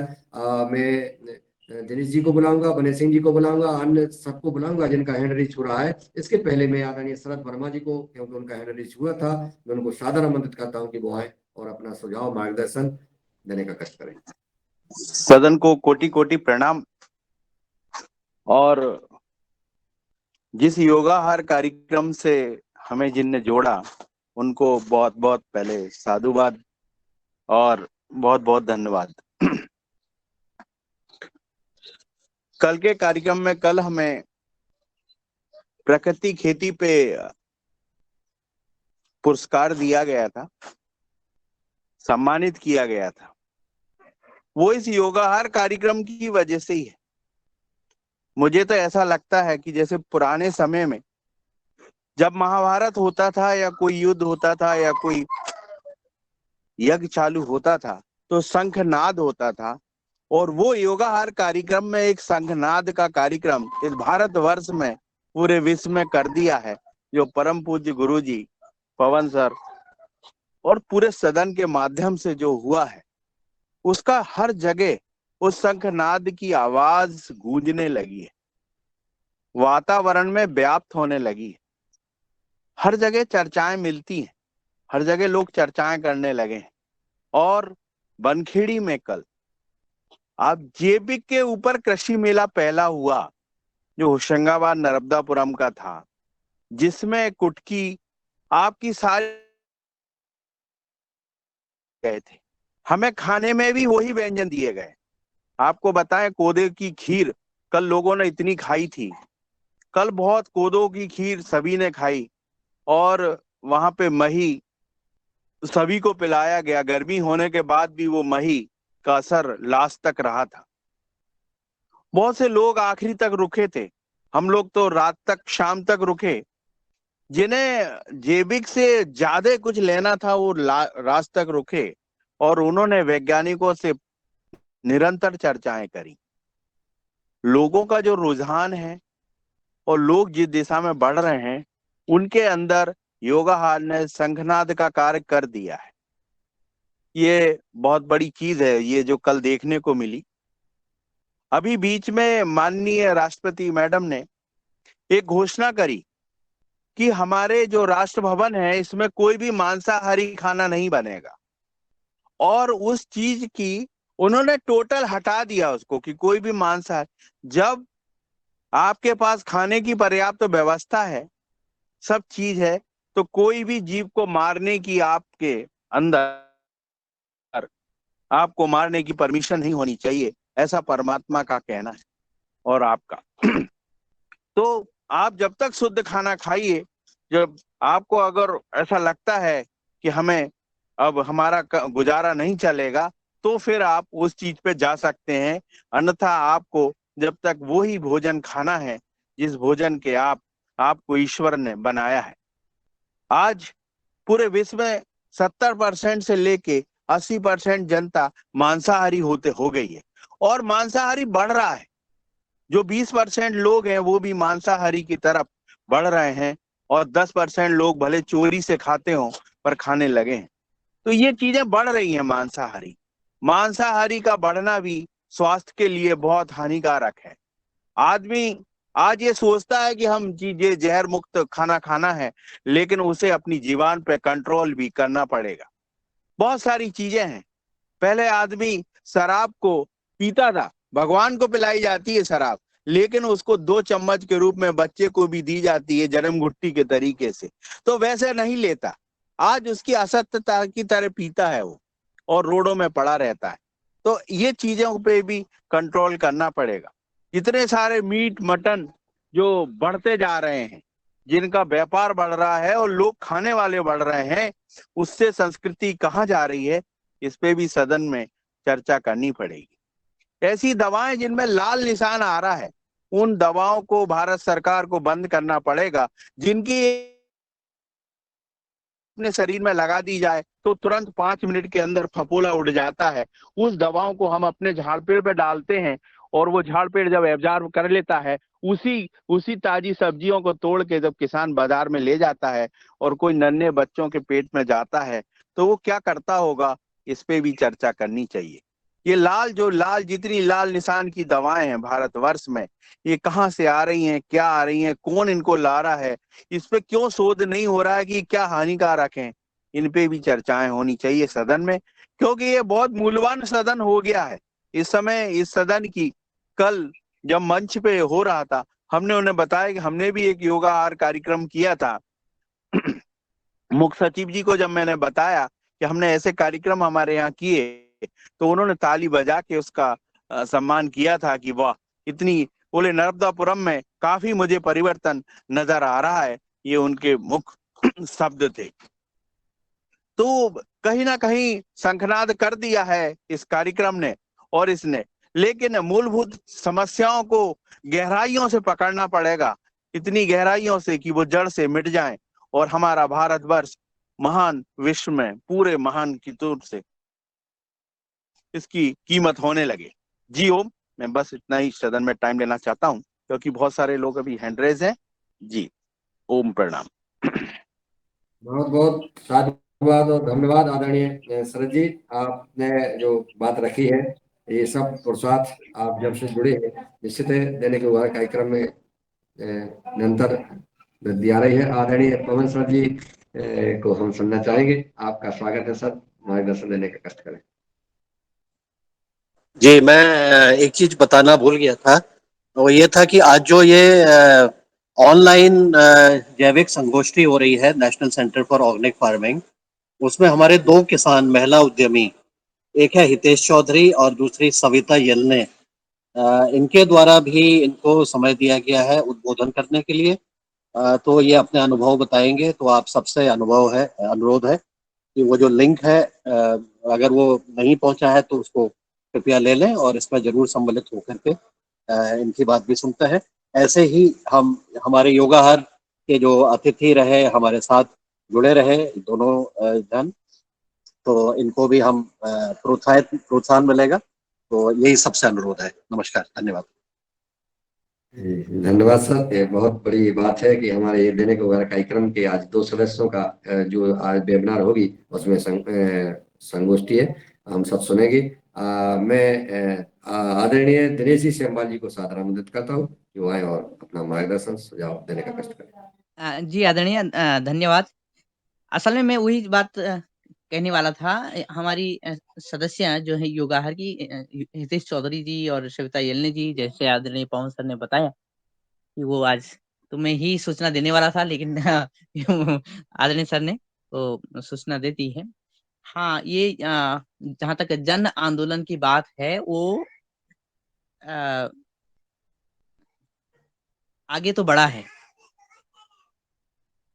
लेकिन इसका अलग-अलग क्षेत्रों में अलग-अलग तरह से आंदोलन हो रहा है, भोजन और खेती के माध्यम से। लेकिन मुझे लगता है, क्योंकि हमारी जो चर्चाएँ 2 वर्ष से निरंतर हो जा रही हैं, उन इसमें से सार-सार निकाल कर के अगर हम एक घीनुमा कोई पदार्थ बना दें, इस आंदोलन की आहुति के लिए, ताकि इसमें वेग आए और इसमें समग्रता आए, तो तब बहुत ही अच्छा हो जाएगा और एक गति के साथ हम आगे बढ़ पाएँगे। और मुझे ये लगता है कि हमारे जितने सदस्य इसमें आए हैं, जिन्होंने अपनी-अपनी तकनीकी बताई है, जिस माध्यम से वे बहुत अच्छा कार्य कर रहे हैं, उन सबको लेकर के अगर हम एकजुट, एक मुठ के साथ एक ऐसा पैकेज बनाएँ कि सरलीकरण किया जाए इस सब का, और सभी लोग इस सरलता को अपने खेतों में प्रयोग करें, और तब हमें जो भोजन मिले, उसका हमारे स्वास्थ्य के लिए वो लाभदायक होगा। तो मुझे लगता है कि जो टेक्निक्स हैं, उनको हम अपने-अपने फ़ील्ड्स पे अ, सरल माध्यम से आगे बढ़ाएँगे, तो इस आंदोलन में और अच्छी गति हमें देखने को मिलेगी। जब मैं इस आंदोलन को देखता हूँ, जन आंदोलन को देखता हूँ, तो मुझे तो हर दिन एक महाभारत ही दिखता है, जिसमें 2 पक्ष हैं, एक कौरव, एक पांडव का, जो लोग यूज़ कर रहे हैं ज़हरों को, वो कह रहा कौरव सेना है, और जो लोग यूज़ कर रहे हैं अ, जैविक माध्यमों को, वो पांडव सेना है। और तब मुझे ये लगता है कि हमने अभिमन्यु को छोड़ दिया है और अर्जुन को कहीं भटका दिया है। हमारा कार्य अर्जुन को मुख्य धारा में लाने का है, ताकि वो सारे जितनी तकनीकी हैं, एक ही तर्कस में रख कर के आगे आए, और उस तर्कस में हमारे गौमूत्र से बने जो पदार्थ हैं, वो भी हैं, हमारे जो अ, वनस्पतियों से जो बने पदार्थ हैं, वो भी हैं, और हमारे जो मैकेनिकल ढंग से हमें जो मशीनी तौर से जो हम कार्य कर सकते हैं, वो औजार भी हैं। और हमने सरलता से, मुझे जब स्पष्ट बात ही सामने आती है कि जब हम गौमूत्र, गो कृपा अमृत और इन माध्यमों को की बात करते हैं, तो हम करते हैं फसल सुरक्षा की बात। क्योंकि हम गोबर की खादों का प्रयोग तो कर ही रहे हैं, और विभिन्न तरह की अच्छी खादों का प्रयोग कर रहे हैं, तो निश्चित है ये आंदोलन हमारी खेत की मिट्टी को स्वस्थ बना रहा है। लेकिन बड़ी बात ये आती है कि हम अपने फसलों को सुरक्षित करें, क्योंकि मैंने देखा है अलग-अलग जगह पे कि लोगों ने छिड़काव के लिए कहीं न कहीं रसायनों का और पॉइज़न का प्रयोग ज़्यादा किया है। तो इसको बचाने के लिए सबसे बड़ा जो व्यू है, पहला व्यू है, ये तोड़ना है, और पहला व्यू इन कीट-पतंगों को हमने रोकना है, अपनी खेती को नुकसान पहुँचाने की दृष्टि से, और उसकी सुरक्षा की दृष्टि से। तो एक पहला व्यू कि हमारे कीट पतंग जो हैं वो पहले ही गेट पर बंद हो जाएँ, वो आगे ना बढ़ पाएँ। दूसरा व्यू तो हमारे गौमूत्र और गौ कृपामृत और जो दूसरे जीवामृत है, उनका प्रयोग करके जो बचे हुए जो नुकसान देने वाले कीट-पतंग हैं, वो अपने दूसरे मार्ग पर चले जाएँ, अपने भोजन की व्यवस्था दूसरे ढंग से कर लें, वो हानिकारक कीटों को खाएँ और हमारी फसल सुरक्षा अच्छी हो, हमारी सब्जियाँ खासकर और हमारे फल बचें। क्योंकि मैं चाय वाले इलाके में घूमा, मैं अंगूर वाले इलाके में घूमा, मैं सेब वाले इलाके में घूमा, मैं सब्जी वाले इलाके में घूमा और जैसे कि आप आदरणीय सदस्यों के माध्यम से ये बात सामने आई कि अंतो गत्वा हमने इस जन आंदोलन के माध्यम से अगर निजात पानी है, तो ज़हर से पानी है और हम अपने ज़मीन को उर्वरक बनाने की जो बात कर रहे हैं, वो हमारी गौ माता के गोबर में तो है ही है। तो कुल मिलाकर हमने सभी चीज़ों को सरल करके आगे बढ़ेंगे, तो ये आंदोलन और फैलेगा और हम जल्दी ही सफल होंगे। धन्यवाद, प्रणाम। धन्यवाद आदरणीय दिनेश जयमल जी।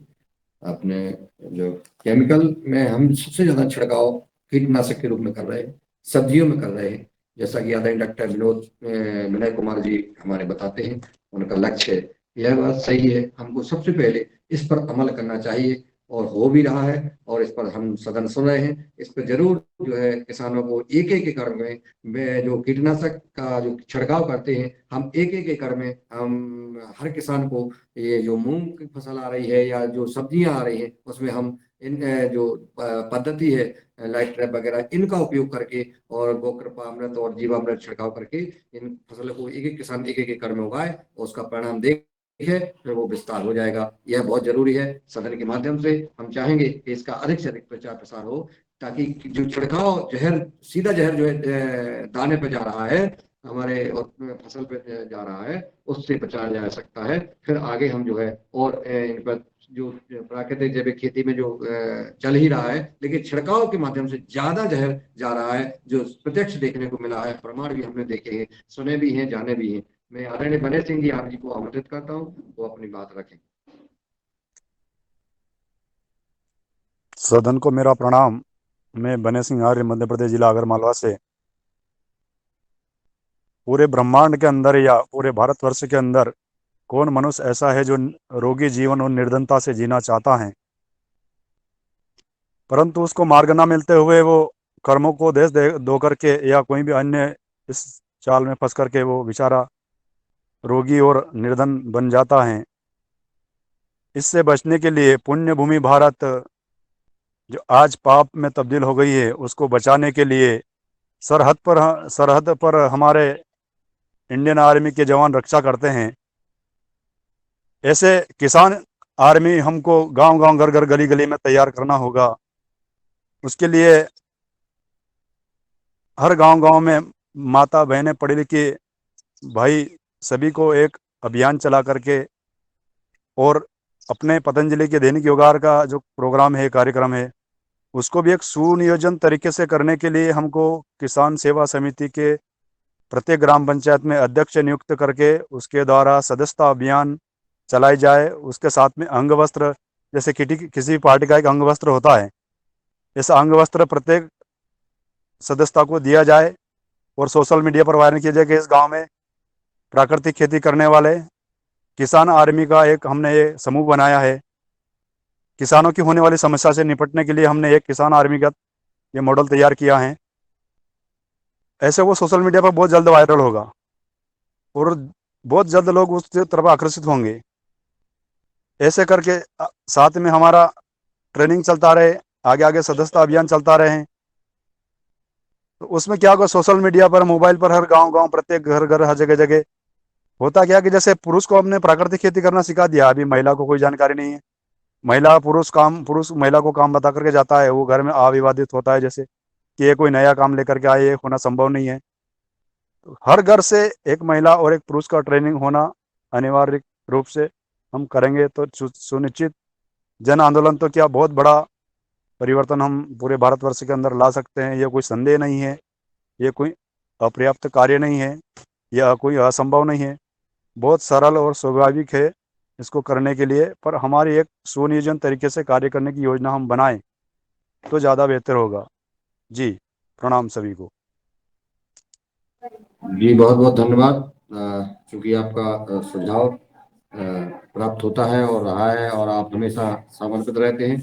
आपने जो है किसानों के लिए जो पहरेदार होते हैं, और हमारे रासायनिक खेती का भी पहरा हमें करना है, हमें जैविक खेती के लिए किसान आर्मी जैसे आपने सुझाव दिए, आपका बहुत बहुत साधुवाद। अब मैं आगे चलता हूँ आदरणीय डॉक्टर किशोर दुबे जी को कि वो आए और हम सबका मार्गदर्शन और सुझाव और अनुभव प्रदान करने का कोशिश करें। धन्यवाद मुनीलाल जी, बहुत अच्छी से चर्चा चल रही है और सुझाव भी अलग अलग आ रहे हैं। दो बिंदु पे मैं ध्यान दूंगा। एक तो बिंदु है कि जो कीटनाशक है तो उससे कैसे बचे, तो उसके लिए तो अलग अलग कई प्रकार के विकल्प है। अब जो अपने सामने जो विकल्प है कि भाई कई बार यह बात रखी गई है कि कंज्यूमर के सामने समस्या होती है कि वो मार्केट से यदि परचेस करता है तो कौन सा विषमुक्त है या विषैला है, इसकी पहचान करना बहुत कठिन होता है। तो इसके लिए साइंटिफिक तरीके क्या है क्या नहीं है, हम तो अपने तरीके से अलग अलग इंस्टीट्यूट्स में और वैज्ञानिकों से चर्चा कर रहे हैं। लेकिन एक सरल तरीका हमको जो समझा है, वैज्ञानिक तरीका, कि जो भी फल और सब्जियां हम मार्केट से लेते हैं उसको पानी में धोकर ही प्रयोग करना चाहिए। यहाँ तक तो बात ठीक थी, लेकिन उससे पूरा विष जाता नहीं है। तो उसमें वैज्ञानिकों ने प्रयोग करके एक तरीका निकाला है कि जिसको हम खाने का सोडा बोलते, सोडियम बाइकार्बोनेट अंग्रेजी में कहा जाता है। ये सोडियम बाइकार्बोनेट या खाने का सोडा जो महिलाएं यानी भजिया और सब बनाने में उपयोग में लाती है, उसको 2 चाय के चम्मच का खाने का सोडा 2 लीटर पानी में, ये इसका प्रमाण है, 2 लीटर पानी में 2 चाय के चम्मच का खाने का सोडा या सोडियम बाइकार्बोनेट बोलते हैं, इसका घोल बनाए और मार्केट से लिए हुए फल और सब्जियां उसमें 1 घंटा रखें। 1 घंटा रखने के बाद सादे पानी से उसको धो डालें और फिर प्रयोग करें तो बहुत सारा विष जो है इंसेक्टिसाइड पेस्टिसाइड्स का, ये कम होने में उसका उपयोग यानी उसका उपयोग होता है। ऐसा कई वैज्ञानिक तरीकों से उसके स्रोत मिले हैं। तो यह आसानी से पाया जा सकता है। और ये जो विकल्प है कि रसायन सब्जियों के और फलों के कम करने का, हालांकि ये 2 में ही मिला है, मतलब उससे जो गेहूं चावल है उसके बारे में अभी बात नहीं हुई है, लेकिन ये विकल्प जो मिला है फल और सब्जियों का, इसको हम अपनी जानकारी ज्यादा से ज्यादा अपने लोगों को देवे, महिलाओं को देवे। तो ये एक जो बात है, ये बात फैलनी चाहिए। ये है एक बात।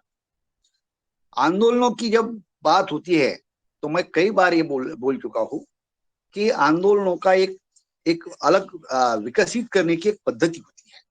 जैसा अभी शास्त्री जी और हमारे साथी जी बोल रहे थे कि उसकी जो पद्धति है जिसमें कोई कॉमन झंडा रहेगा, एक कॉमन झंडा रहता है, एक कॉमन बिल्ला रहता है, कि इस तरह से यदि हम प्रयोग करें, गांव के बाहर में कोई जैसा ग्राम सुधार की पार्टी लगाते उस तरह की पार्टी लगाए, तो ये 2-3 जो चीजें होती है, बिल्ला रहे मतलब भाई हम अभी यही यूज करेंगे इस तरह से, या झंडा रहेगा कि भाई हाँ हम गांव में इस तरह का यूज करेंगे, घर के बाहर में लगेगा या गांव में लगेगा। ये ऐसी छोटी छोटी चीजें होती है कि जिसके माध्यम से लोगों को जानकारी जाती है।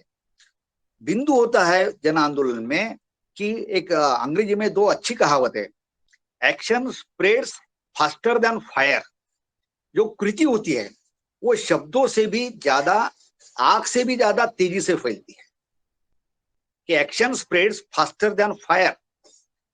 और दूसरा एक कहावत है, action speaks louder than words, कि शब्दों से भी जोर से अगर कोई बोलता है तो कृति बोलती है। तो ये जो कृति है यह जन आंदोलन फैलाने में कामयाब होती है। अब जन आंदोलन की जो पद्धति होती है उसका जो मतलब पद्धति का विकास जो हुआ है उसमें एक बिंदु हमेशा देखा गया है कई आंदोलनों का अध्ययन करने के बाद में, कि एक ही कृति सामूहिक तरीके से एक ही समय पे यदि की जाए तो ही आंदोलन बनता है, वरना हम अपने 100 लोग 100 तरीके से अपने अपने घरों में करेंगे तो वो आंदोलन बनता नहीं है। मैं इस मंच पे 4-6 महीने के पहले भी एक बात रखा हूं कि सर्वोदय को बहुत पहले बहुत नजदीकी से हमने देखा है। कार्यकर्ता बहुत प्रामाणिक है, उनके विचारधारा जो है वो भी बहुत प्रामाणिक है, लेकिन वो जन आंदोलन नहीं बना सके। इसीलिए नहीं बना सके क्योंकि रचनात्मक कार्यकर्ता तो है, लेकिन जन जागृति के लिए कॉमन टाइम, कॉमन एक्शन, ये जो बात है ये वो नहीं कर सके। हम गांधी जी की जीवनी भी अगर लेते हैं 2 मिनट के लिए, तो उन्होंने चरखा चलाया, खादी ग्रामोद्योग चलाया, इसके जरिए उन्होंने जितने भी लोग थे उनको इकट्ठा पकड़ के तो रखा, कंस्ट्रक्टिव पार्ट करके, रचनात्मक कार्य करके। लेकिन फिर दांडी मार्च रहे या चले जाओ की मूवमेंट रहे, ऐसे बीच बीच में वो कॉमन प्रोग्राम देते रहे, कॉमन एक्शन देते रहे, तभी आंदोलन बढ़ता है, ये हमने देखा है। तो इसलिए आज के इसमें भी जो बात मैंने इसके पहले भी रखी कि हमको कोई भी एक जगह पे एक जिला हो जहाँ पे हमारा मतलब सानिध्य ज्यादा है, तो ऐसे एक इलाके में यदि हम जन जागृति अभियान चलाते हैं, यात्रा चलाते हैं, एक जिले में कम से कम एक जिला बोलो, एक तहसील बोलो, जो भी है, और वहां पे एक जागृति यात्रा चला के वहां पे, जैसा कि हमारे परिवार रमेश जी ने बोला था कि केमिकल्स के ड्रॉबैक्स क्या है वो लोगों को समझाए, उससे निकलने के तरीके समझाए, और उसमें जैसे कि तरीके में जैसा वर्मा जी हमेशा बोलते हैं कि लाइट ट्रैप्स आदि ये जो भी है इसके बारे में भी समझाए, और साथ ही साथ ये जो ऑर्गेनिक फूड है कहाँ से मिलेगा, क्या मिलेगा, इसके अल्टरनेटिव भी बताए, उसके इनपुट्स कहाँ से मिल सकते हैं ये भी बताए, और इसकी जानकारी देके भाई हम संकल्प यात्रा जिसको बोलेंगे, इस तरह से एक कोई संकल्प यात्रा करने के लिए एक कोई स्थान वहां पे निर्धारित करे, वो तहसील में या जिले में, और वहां पे सब कार्यकर्ता वहां पे आए और उस तरह से प्रण करे जहाँ पे मतलब बड़ी मात्रा में, चाहे वो वर्कशॉप हो सकता है 1000-2000 लोगों का, या इस तरह से कार्यकर्ता आए, और वहां से मीडिया के माध्यम से यदि हम प्रसारित करें तो एक जगह पे भी हो गया, जिसको हम एक मॉडल बोलते हैं, पायलट मॉडल बोलते हैं, पायलट प्रोजेक्ट बोलते हैं। वो पायलट प्रोजेक्ट आज की तो डिजिटल टेक्नोलॉजी में वो मॉडल फिर अलग अलग जगह पे रेप्लिकेट हो सकता है। हाँ भाई, ये होशंगाबाद में हो गया तो वर्धा में होना चाहिए, वर्धा में हो गया तो बुल्डाना में होना चाहिए। ऐसा एक जगह भी अगर हम कर सके पूरी ताकत लगा के, तो निश्चित रूप से जन आंदोलन फैलने में सुविधा जो होगी, यही मेरा कहना है। धन्यवाद। धन्यवाद आदरणीय डॉक्टर साहब, बहुत महत्वपूर्ण सुझाव आपने दिया। आप सदन ने सुना है, निश्चित है कि जन आंदोलन कैसे बनता है, आपने अपने अनुभव शेयर किए हैं। मैं अब डॉक्टर साहब, मैं डॉक्टर साहब से वार्तालाप, डॉक्टर साहब किशोर दुबे जी, आप दिन में कॉल करिए, अपन दोनों एक मॉडल का एक लिस्ट बनाते हैं लिखित में पूरा। बिल्कुल बिल्कुल जी, धन्यवाद जी। बहुत सुंदर। आदरणीय बने सिंह जी और डॉक्टर किशोर दुबे जी संवाद करेंगे और योजना बनाएंगे, और मैं अंतिम वक्ता के रूप में अजीत जी को बुलाऊंगा। इसके पहले शरद जी कुछ बात करना चाहते हैं? सर, ये सिस्टमिक पाइजन होता है, सिस्टमिक। ये सिस्टमिक पाइजन जब किसी भूत रूप में आदमी के, मानव के रूप अंदर जाता है, तो इस पे भी दिनेश सर चर्चा होनी चाहिए, कहाँ जाके स्टोर होता है और कैसे कैसे स्टोर करके नुकसान करता है। लीवर, फैटी लीवर जो होता है, उस पे ये जो वो जहर को दिखाना चाहिए कि ये देखो बूंद बूंद भर के कहाँ स्टोर हो रहा है। जैसे फलों में डलता है तो ये बीज में स्टोर होता है, जो बीज होते हैं उसमें स्टोर होता है।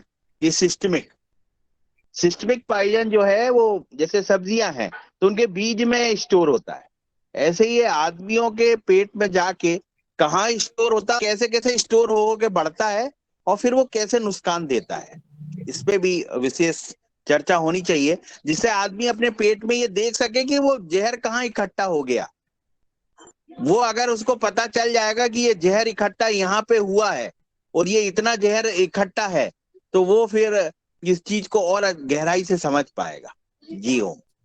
जी धन्यवाद। अब अंतिम वक्ता के रूप में अजीत जी को आमंत्रित करूंगा और इसके बाद फिर हम श्रद्धांजलि सभा करेंगे और आज के कार्यक्रम को विराम देंगे। आदरणीय अजीत कुमार जी सादर आमंत्रित हैं और इसके बाद जो हमारे साथीगण रह गए हैं वो कल वहां से शुरू करेंगे हम, और यही विषय कल चलेगा। आदरणीय अजीत कुमार जी, अगर मेरी आवाज आप तक पहुंच गई तो आप अपना मार्गदर्शन देने का कष्ट करें।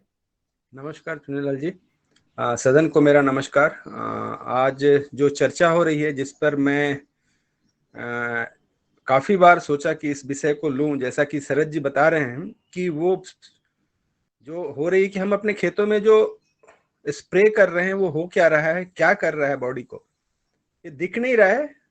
ये हिडन एक एजेंडा है दवाई कंपनियों की, जिसके ऊपर अभी तक सरकार तो छोड़िए, आम पब्लिक भी अनभिज्ञ है। आज जिस तेज गति से, जिसको हम जेनेटिक डिसऑर्डर कहते हैं या रेयर डिजीज कहते हैं, बढ़ रही है, ये सिर्फ हिंदुस्तान की बात नहीं है, पूरी दुनिया की बात है। मैं एक मस्कुलर डिस्ट्रॉफी से पीड़ित बालक का पिता हूं और इस डिजीज के ऊपर मैं वाइडली स्टडी कर रहा हूं। तो मैं ये देख रहा हूं कि ये पिछले 50 सालों में जैसे जैसे विज्ञान ने विकास किया, जैसे जैसे केमिकल फार्मिंग ने डेवलपमेंट करी है, ये हमें और कुछ भी नहीं दे रहे हैं। ये जिंदगियों को, घरों को और हमारी मानवता को बर्बाद कर रहे हैं। ये जो दवाइयां हम छिड़क रहे हैं वो कहीं नहीं जा रही है, हमारे ही ब्लड में जा रही है, जीन में जा रही है और जीन को म्यूट कर रही है। और एक बार जेनेटिक म्यूटेशन हो जाता है, फिर उसके बाद आपके पास बहुत ही कम समाधान है, क्योंकि मेडिकल साइंस एक बहुत ही छोटा सा शब्द लेकर के बैठी है, ये जेनेटिक डिसऑर्डर है, इसके ऊपर हम कुछ भी नहीं कर सकते। बेसिकली ये सब कुछ उनका ही बोया हुआ है और आज हमारी मानवता उसको भुगत रही है। और इस दौर से निकलने के लिए मैं समझता हूं कि जो हमारी भारतीय परंपरा थी, जिसमें हर चीज के ऊपर एक ज्ञान, विस्तृत ज्ञान की चर्चा होती थी, ज्ञान दिया जाता था, वो लुप्त हो गई है। वो उसको सुनियोजित ढंग से खत्म किया गया है और आज ये विदेशी दवाई की कंपनियां हमारे खेत नहीं, हमारे घर ही नहीं, हमारी पीढ़ियों को बर्बाद करने के लिए सुनियोजित ढंग से चालें चल रही हैं और हम लोग अनभिज्ञ हैं और अपने खेतों में बेपरवाह, लापरवाह उन दवाइयों का उपयोग कर रहे हैं। आज चूंकि समय हो चुका है, इस पर फिर कभी लंबी चर्चा कर सकते हैं हम लोग। सो आज इतना ही कह करके मैं अपने शब्द को विराम करता हूं। धन्यवाद। जी धन्यवाद आदरणीय अजीत जी।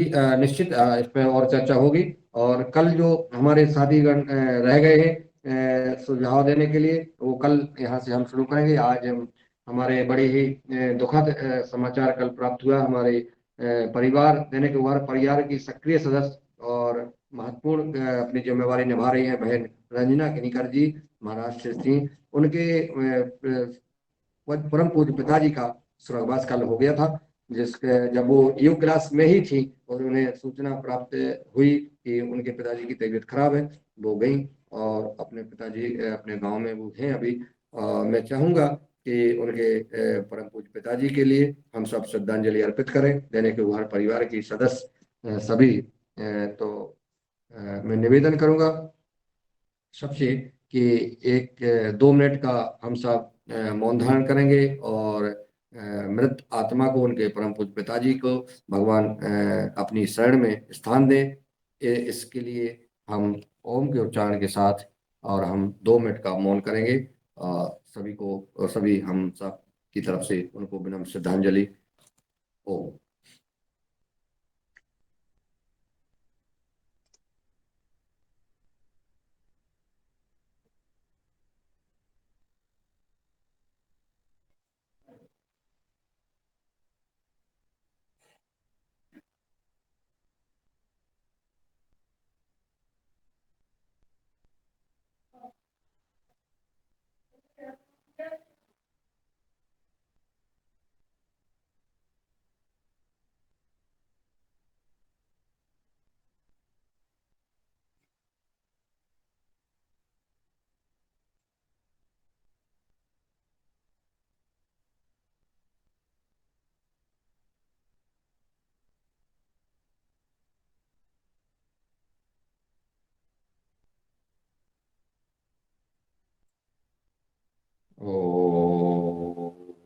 छोटा भाई कार प्लान।